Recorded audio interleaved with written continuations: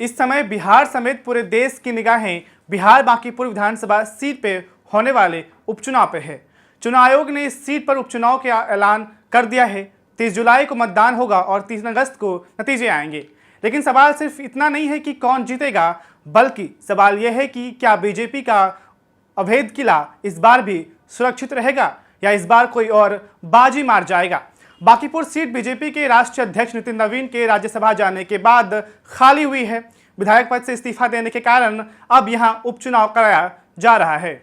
बांकीपुर सिर्फ पटना के एक विधानसभा सीट नहीं है, बल्कि राजधानी का वीआईपी इलाका है, जहां सरकारी कर्मचारी, व्यापारी, पेशेवर वर्ग और शिक्षित शहरी मतदाता बड़ी संख्या में रहते हैं।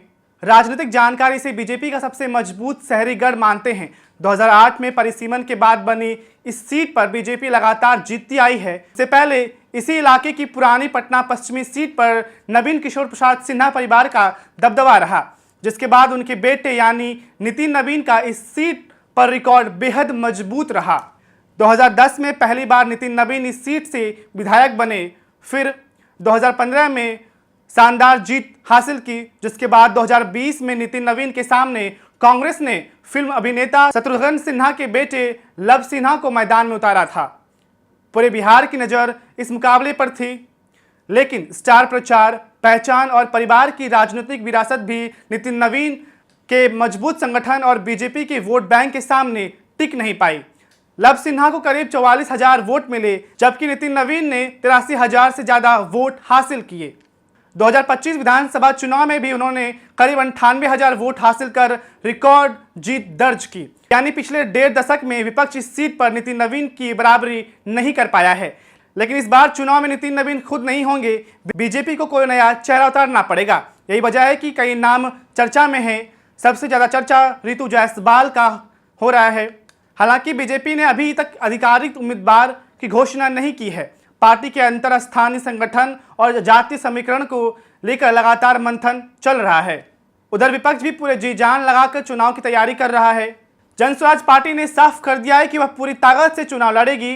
प्रशांत किशोर लगातार कह रहे हैं कि बीजेपी के इस गढ़ में सेंध लगाई जाएगी। हालांकि उम्मीदवार को लेकर अंतिम फैसला अभी बाकी है। वहीं तेज प्रताप यादव की पार्टी जनशक्ति जनता दल ने सामाजिक कार्यकर्ता वीना मानवी को उम्मीदवार घोषित कर पहले ही मुकाबले में एंट्री ले ली है।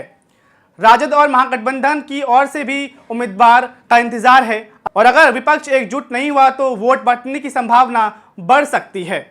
जाति समीकरण की बात करें तो बांकीपुर पूरी तरह से शहरी सीट है। यहाँ कायस्थ समुदाय को सबसे प्रभावशाली माना जाता है। वर्षों से इस वर्ग का बड़ा हिस्सा बीजेपी के साथ रहा है। इसके अलावा वैश्य, ब्राह्मण, भूमिहार, मुस्लिम, दलित और अन्य शहरी मतदाता भी चुनाव का रुख तय करते हैं।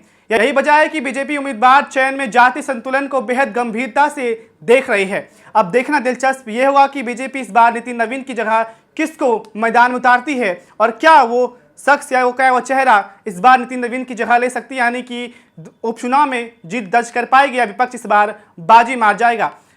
आज की रिपोर्ट में इतना ही। आप देख रहे थे बिहारी न्यूज़, आपके साथ मैं हूं राजदीप सिंह। धन्यवाद।